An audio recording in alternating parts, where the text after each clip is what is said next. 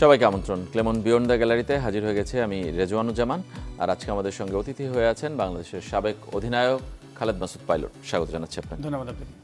Khaled Masud pilot, আপনি একমত কিনা মানে আমার সাথে যে আমরা বলছি যে সাম্প্রতিক সময়ে সাফল্য যেমন নিম্নমুখী, দর্শকদের আগ্রহ নিম্নমুখী ক্রিকেটের প্রতি, মানে সেটা আপনি একমত কিনা? একমত। একজন ক্রিকেটার হয়েও আপনি একমত, মানে এটা চিন্তার কারণ কিনা, অ্যালার্মিং কিনা, কিংবা আসলে ভাবনার বিষয় আছে কিনা? কেন আমি হয়তো হাসি মুখে বললাম, বাট এটা আসলে খারাপ লাগারই ব্যাপার, যেহেতু ওই অঙ্গনে আমি আছি। অনেক আগে থেকে কিন্তু আমি অ্যালার্মিং বলছিলাম যে সিস্টেম যখন আপনি কলাপস করবে তখন একটা সময় যার ফল পাওয়াটা থাকবে না, তখন আলটিমেটলি ফল নিচের দিকে যেতে থাকবে গ্রাফটা। তো আমার মনে হয় যে টিম বাংলাদেশ ভালো খেলছে না, এটা সবাই আমরা দেখছি টিভিতে।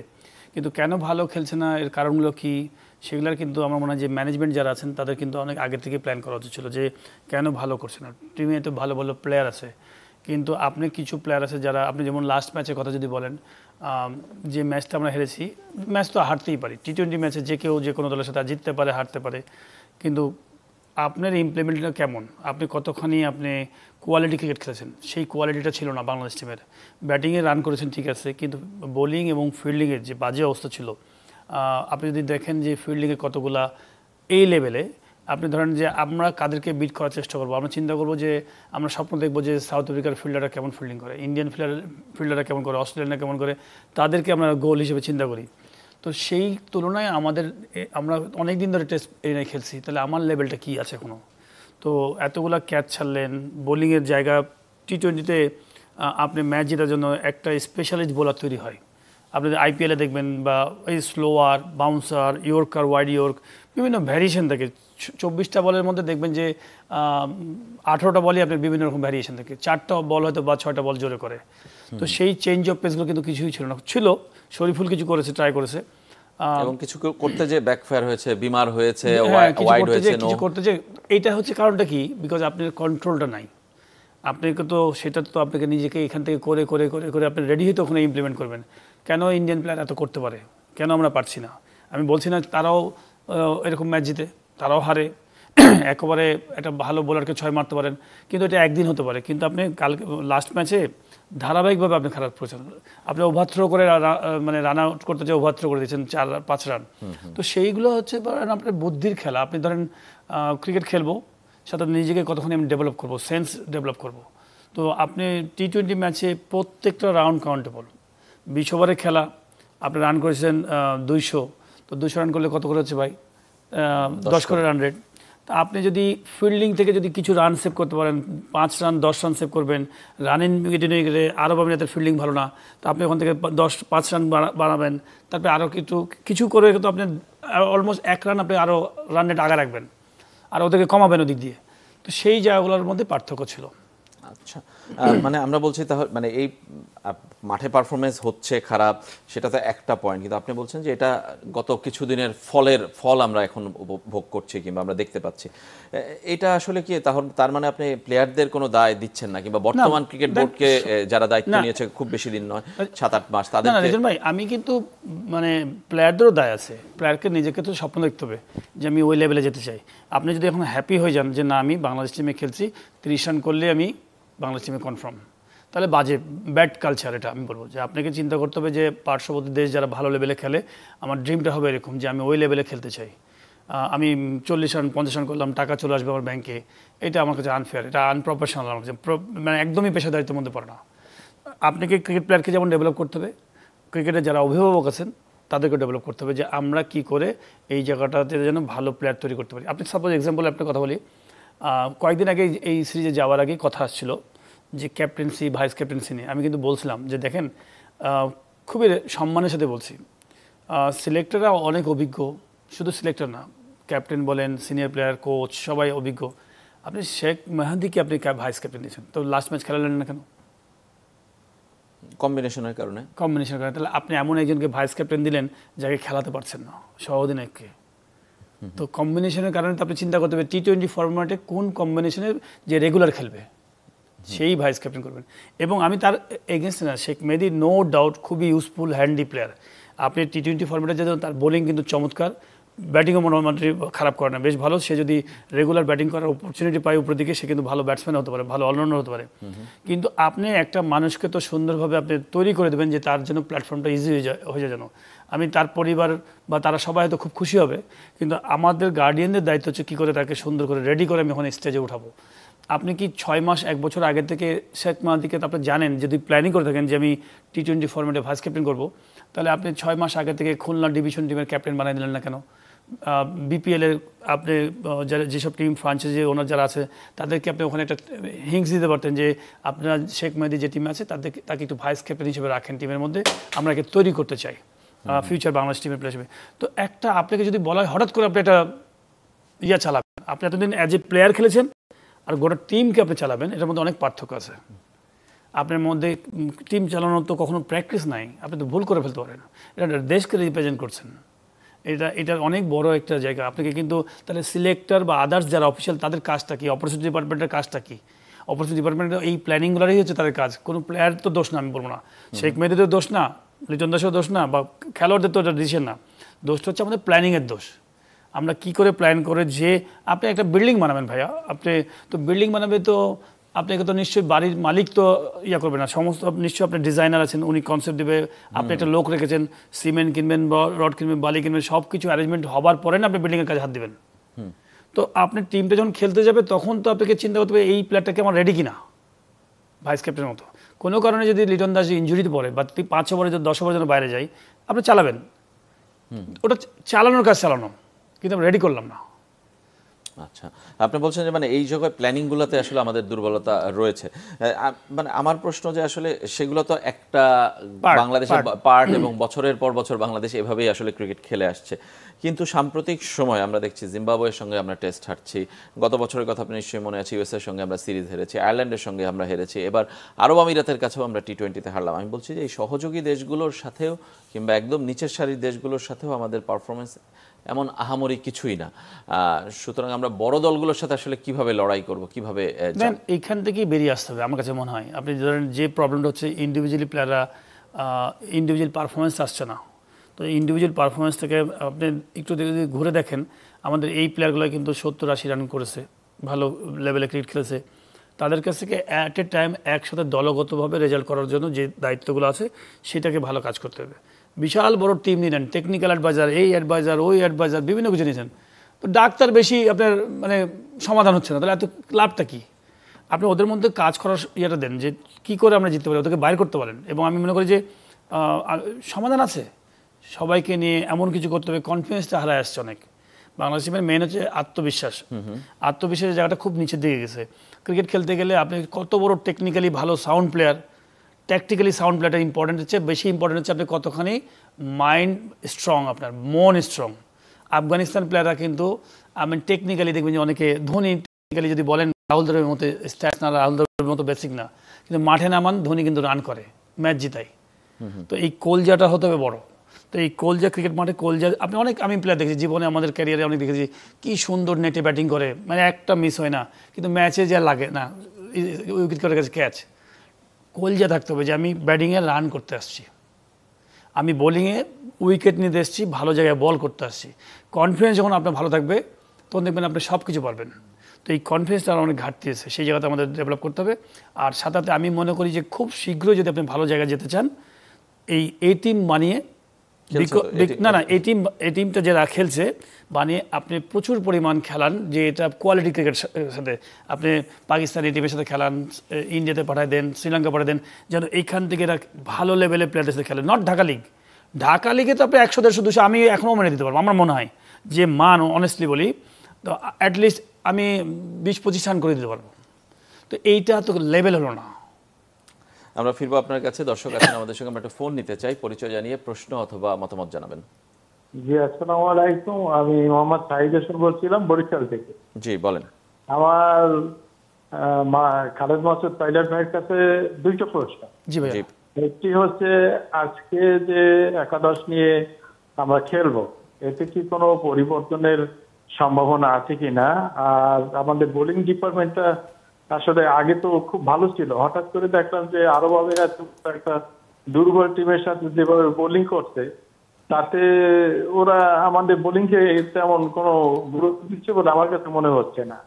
আর সেকেন্ড প্রশ্ন হচ্ছে যে আমাদের স্কোয়াড যখন ঘোষণা করা হয় তখন মেহেদী মিরাজকে বাদ দিয়ে করা হয়েছিল, বলা হয়েছিল যে সে টি-20-র জন্য নাকি উপযুক্ত নয়, কিন্তু আমরা দেখলাম যে পাকিস্তানে তাকে টি-20-তেই ডাকা হয়েছে। তো এটা কি আমরা বিসিবির ব্যর্থতা বলবো না সফলতা বলবো? ধন্যবাদ আপনাকে। দুটি প্রশ্ন, আজকের 11 কেমন হতে পারে মেহেদী মিরাজ? আসসালামু আলাইকুম ভাইয়া, আমি একটু বলি। সেটা হচ্ছে আমি কিন্তু 11 কি হতে পারে বলা খুব কঠিন ভাইয়া। একটা বলি যে যেহেতু আমরা বাংলাদেশে আছি, ওই মাঠের উইকেটের কী অবস্থা, ময়শ্চার আছে কিনা, কিছু জিনিস থাকে যে একদম 19-20 একটা থাকে, সেটা ডিসিশনটা হচ্ছে মাঠে নিতে হয়। আপনি যে মাঠে ওই মুহূর্তে টস করার আগে উইকেটের কী অবস্থা, টার্নিং উইকেট হবে কিনা, স্পিন উইকেট বানাচ্ছে কিনা, পেস উইকেট বানাচ্ছে কিনা, এটার একটা কম্বিনেশন থাকে, যেখানে হয়তো 10 জন প্লেয়ার বা 9 জন প্লেয়ার কনফার্ম থাকে। সেই ফাইন টিউন করার জন্য টসের আগে হয়তো দেখা হলো যে একজন ইন হয় অথবা আউট হয়। বাট আমি এটা আসলে বলা একজন খেলোয়াড় হিসেবে খুবই কঠিন এবং দূর থেকে বলা কঠিন। আমরা হয়তো বিভিন্ন রকম ডায়লগ দিতে পারি। সেকেন্ড হচ্ছে আপনি মেহেদী মিরাজের কথা বলছেন। আমি মনে করি মেহেদী মিরাজ এখনো অনেক useful player, handy player.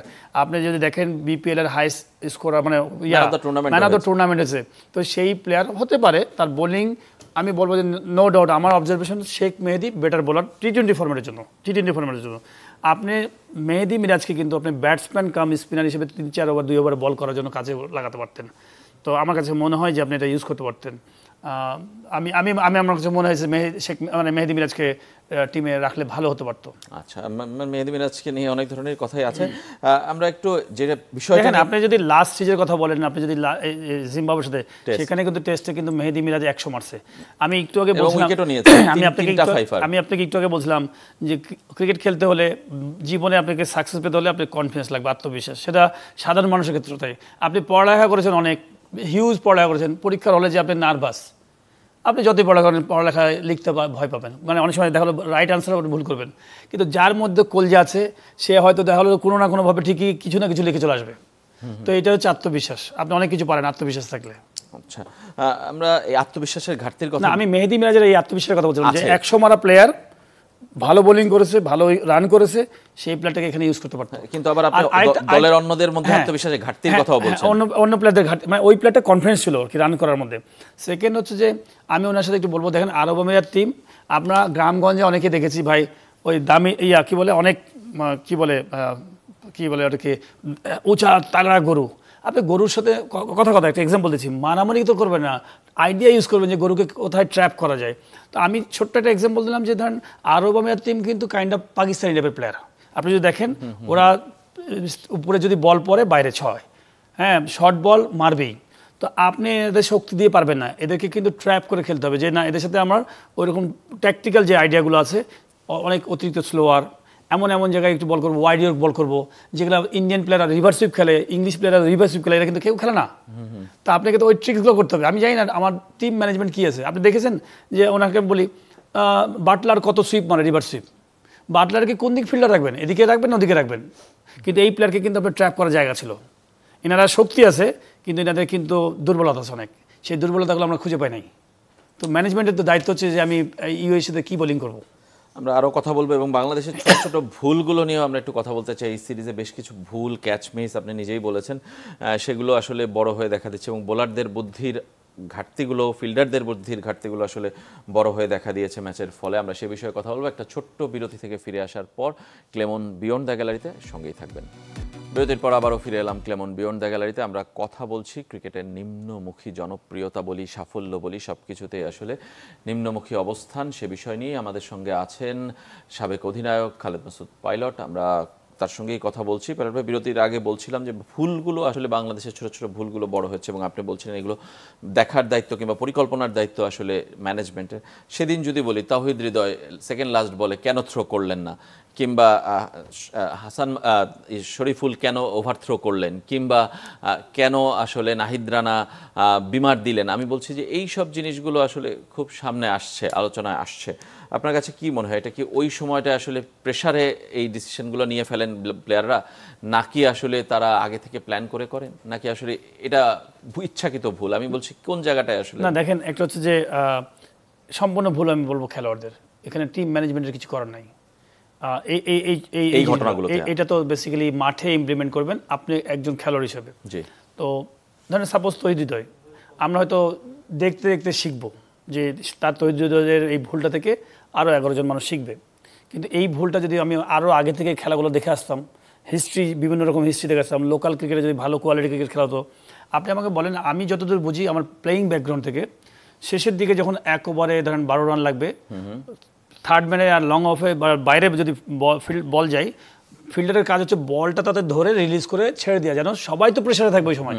Batsman যখন মারার ইয়েতে আছে, বাউন্ডারি লাইনে সার্কেলে সবাই প্রেশার আছে, আমার কাছে আসছে মনে হয়, আমার কাছে আসছে মনে হয়, তখন দায়িত্ব হচ্ছে, আর ব্যাটসম্যানের দায়িত্ব হচ্ছে ব্যাটসম্যান লাইনে গেলে 2 রান কী করে নিতে পারি দৌড়ায়, বিকজ আমার হাতে তারা 1-2 উইকেট আছে, আউট হলে সমস্যা নাই। তো ফিল্ডারের দায়িত্ব হবে আবার উল্টা চ্যালেঞ্জিং, যে আমার হাতে বল আসা মাত্র, বল পাওয়া মাত্র সাথে ডেলিভারি করে দেবো, আমার উইকেট কিপারকে রিলিজ করে দেবো, যে এখানে ধরবে তাকে রিল্যাক্স করে দেবো, মানে জিনিসটাকে তাকে সহজ করে দেবো। আমি যেমন তাড়াতাড়ি করবো, তাকেও সহজ করে দেবো। তো আপনি দেখেন তৈরি হৃদয় ওই সময়টা যদি একবার ধরলো, শ্যাডো করছে, আপনি বল ধরার শেষ ছেড়ে দেন, তাহলে আপনি নন স্ট্রাইকার আর ধরানোর সাহস পায় না। সেকেন্ড, এটা গেল। আপনি যখন জানেন তো যে এই আমি বলবো যে মিড অন উপরে রাখছেন, বেশ ভালো রানা, অনেক ইয়াং উদীয়মান খেলোয়াড়, নিঃসন্দেহে এদের ভুল করাটাই স্বাভাবিক। কিন্তু আপনাকে তো ওইভাবে বুঝতে হবে যে আগে থেকে প্ল্যান, যেন ঠিক আছে ক্যাপ্টেন বলে দিবে বা সিনিয়র বলে এই 1 রান হোক, যেন 3 রান 2 রান 4 রান না হয়, আগে প্ল্যান সেট আপ করা। আপনি বল ডেলিভারি শেষ, আপনি আস্তে করে আন্ডারআর্ম মারার চেষ্টা করেন বা আস্তে করে এরকম টোকা মারেন যে মিড অনটাকে আমি যেন মিডনের কাছে যাবে বল, কিন্তু এমন জোরে মারবো না যেন আমার ওটা 4 হয়। তো এগুলো তো কমন সেন্স। আমরা তো কেন ফুটবল খেলেন ভাই? আপনি সেন্স ডেভেলপ করার জন্য। কেন অন্যান্য স্পোর্টস খেলেন? বিকজ সেন্স ডেভেলপ করার জন্য। সেন্স তো ডেভেলপ করতে তো আপনাকে বিভিন্ন রকম স্পোর্টসে কেন আমরা খেলি? শুধুমাত্র ক্রিকেট খেলে তো সেন্স ডেভেলপ করবে না। আপনি মানুষের সাথে বিভিন্ন রকম রাস্তায় চলবেন, মোটরসাইকেল চালাবেন, সেন্স ডেভেলপ। আপনি মোটরসাইকেল ইচ্ছা করে তো এখন সাই করে ঘোরাবেন না, কেন? আপনি জানেন যে স্কিড করে চাকা স্লিপ করবে, তো সেন্স ডেভেলপ করা। তো মাঠের সেন্সটাকে আপনাকে ডেভেলপ করতে হবে। যেমন আপনি ধরেন স্লোয়ার মারতে যে ওয়াইড বল করে দিয়েছে, নো বল করে দিয়েছে, তো আপনাকে তো ওইটার প্র্যাকটিসটা তো আপনি ডোমেস্টিকে করতে হবে প্রচুর পরিমাণ। এবং এমনকি ম্যাচে যে লিগগুলো খেলা হয় T20, ওটা এমন মারবো, এমন করবো যেন আমার 99% পারফেক্ট হবে। আল্লাহ কি সাকিবের কথা আমি বলবো যে সে ব্যাড লাক, যে হয়তো জায়গা মতো পড়ে নাই, এক্সপেন্সিভ হয়ে গেছে, বাট ভালো টিমের মধ্যে সাথে এটাই পার্থক্য। আপনি কেন মেসি সবগুলো পেনাল্টিতে গোল দেয় আর অনেক প্লেয়ার মিস করে? বিকজ ও মারতে মারতে মারতে ওই জায়গাটা তারা ওরকমভাবে তৈরি করেছে। তা আপনাকে যখন আপনি ইন্টারন্যাশনাল লেভেলে খেলবেন, আমি বলবো, আমাকে দিয়ে বলবো না, বাট ধরেন তারপর আমাকে বলতে হচ্ছে, আমি কিপিং যখন করতাম, জানি না কেমন কিপার ছিলাম, বাট আমি কিন্তু আমার ডোমেস্টিককে চিন্তা করতাম না। আমাদের সময় ফ্যাসিলিটিস ছিল না, উইকেট কিপিং কোচ তো জীবনে দেখিনি, কিন্তু আমি ইন্টারন্যাশনাল লেভেলে মোটামুটি চেষ্টা করতাম যে ওইখানে যে, বিকজ বাংলাদেশ টিমে হয়ে আমি খেলছি, ইন্টারন্যাশনাল খেলা খেলছি, গিলক্রিস্টের সাথে আমাকে তুলনা করবে, ধোনির সাথে আমাকে তুলনা করবে, তারপর হচ্ছে ম্যাকুলামের সাথে কম্পেয়ার করবে। আমি যদি আমার লেভেলটা না ডেভেলপ করি, গাল তো দিবে আমাকেই মানুষজন। ওরা তো বুঝছে না যে আমার লেভেলটা খারাপ, আমি তো ডোমেস্টিক খেলি। আমাকে তো প্রত্যেকটা জিনিস আমাকে হার্ডওয়ার্ক, কোথায় কোন উইকেট কিপারের সাথে গল্প করা, গিলক্রিস্টের সাথে গল্প করা, ধোনির সাথে গল্প করা, যত উইকেট কিপার সবার সাথে গল্প করতাম, কি প্র্যাকটিস করলে ভালো করা যায়। আর বিভিন্ন খেলা শুধু কিপিং দেখতাম, কার কিপিংয়ের ভালো ভালো টেকনিক আমি দেখার চেষ্টা করে আমার নিজের মতো করে নিজে তৈরি করেছি। তো আপনাকে তো খেলার পিছনে সময় দিতে হবে। খেলাকে তো সবাই ভালোবাসেন, সাধারণ জনগণ ভালোবাসেন, কিন্তু আপনার ভালোবাসাটা একটু বেশি হবে অ্যাজ এ প্লেয়ার হিসেবে, বিকজ আপনাকে ওটা আরও ফাইন টিউন করতে হবে। এবং সেই ভালোবাসাটা কমছে দেখেই আমাদের আসলে চিন্তার কারণ, কিংবা এই আলোচনার শুরুটা, যে আসলে সেটা আসলে আমি বলছি যে ভবিষ্যতের জন্য আসলে আরো অশনি সংকেত কিনা। কারণ রেজন ভাই, আপনি কিন্তু খেলায় দর্শক না থাকলে স্পন্সর আসবে না। অফেয়ারে কিন্তু আলাপ করছিলাম যে রেজন ভাই, যে 2-3 বছর পরে, 4 বছর পরে ভবিষ্যৎ কি বাংলাদেশের, আমি শিওর যে আপনি ওটা জানেন ভালো মতো। আপনার কাছে আমার এই কোশ্চেন, যে বাংলাদেশ টিমে যে এই অবস্থা, এবং আপনি তো ক্রিকেট নিয়ে থাকেন, স্পোর্টস নিয়ে থাকেন, আপনাদের কাছে তো মোটামুটি একটা মেসেজ থাকে। অবশ্যই, মানে আপনারা কি ভাবেন, মানে কি হতে পারে? আপনি যেমন ক্রিকেটের পরিসরে বড় হন, তেমনি স্পোর্টস নিয়ে তো সাধারণ মানুষও আসলে কথা বলে, এবং ক্রিকেট নিয়ে এখন কথা কমিয়ে দিয়েছে মানুষ। এবং সেটার একটা কারণ পারফরমেন্স ক্রিকেটের খারাপ, এবং আরেকটা কারণ ফুটবল ভালো খেলছে সাম্প্রতিক সময়। মানে সেই জায়গাটায় আলোচনাটা অনেক বেশি। কোনো কিছু না, ফুটবল খেলছে তো আমাদের গর্বের ব্যাপার, ফুটবল জনপ্রিয় হবে, এটা আমাদের গর্বের ব্যাপার। অবশ্যই। ক্রিকেট কেন নামবে? আপনি যদি দেখেন যে ক্রিকেটের এই খারাপ অবস্থার মধ্যে, আমি যতদূর জানি অফ দ্য ফিল্ড, যে বোর্ডে ডিরেক্টর হওয়ার জন্য বা সামনে ইলেকশন হওয়ার জন্য হেভি প্ল্যান চলছে, যুদ্ধ চলছে চারিদিক দিয়ে। আর ক্রিকেটের তো অবস্থা খারাপ হয়, আপনি ক্রিকেট নিয়ে যে ভাবেন আগে, ক্রিকেটই যদি না থাকে, গোয়ালে যদি গরুই না থাকে, তো আপনি গোয়াল রেখে লাভ কি? মানে সুতরাং আসলে ক্রিকেট নিয়ে ভাবছে কিনা আসলে ক্রিকেট বোর্ড কিংবা ক্রিকেট সংশ্লিষ্ট, সেটা নিয়ে আপনার প্রশ্ন। আমরা এক কথায় লাস্ট জানতে চাই যে আজকে থার্ড ম্যাচ, সেটা নিয়ে আমরা কথাই বলিনি। এই সিরিজ আজকে জিতে গেলে, জেতারই সম্ভাবনা বেশি বাংলাদেশ, এটাই আমরা বিশ্বাস করি। জিতে গেলে আসলে এই আলোচনাগুলো আবার থেমে যাবে কিনা, এটাই তো প্রবলেম, যে ধরেন আমরা শুধু রেজাল্ট দেখি, যে রেজাল্ট পেয়ে গেলে আর থেমে গেলাম, আর কিছু নাই। প্রসেসিংয়ের যে জায়গাটা আছে, যে আপনি হারতেই পারেন। আমি প্রথমে বলেছি, দেখেন আরব আমিরাতের সাথে হারাটা অস্বাভাবিক কিছু হতেই পারে। এবং এমনকি ফার্স্ট ম্যাচে কিন্তু ইমন খুব ভালো অসাধারণ ব্যাটিং করেছে, সেটাও কিন্তু রিস্কি ম্যাচ ছিল আমাদের জন্য। ইমন যদি অত ভালো ব্যাটিং না করতে হলে রিস্কি হয়ে যেত। তো সেই ক্ষেত্রে আমি যদি বলি যে আপনাকে, আমি মনে করি যে জিতবে বাংলাদেশ টিম, তারা যদি তাদের সুন্দরভাবে ইমপ্লিমেন্ট করতে পারে। বাট প্রবলেমটা হচ্ছে মেন্টাল। আপনি যদি আগে থেকে একটু ভয় পেয়ে থাকেন যে লাস্ট ম্যাচ ওরা ভালো ব্যাটিং করেছে, ভালো খেলেছে, তাহলে কিন্তু আপনি ঝামেলা। বাট আমি আশা করি জিতবে বাংলাদেশ টিম। ধন্যবাদ আপনাকে খালেদ মাসুদ পাইলট আমাদের স্টুডিওতে আসার জন্য। আজকের মতো এখানেই শেষ করছি, আবারও দেখা হবে, সবাই ভালো থাকবেন।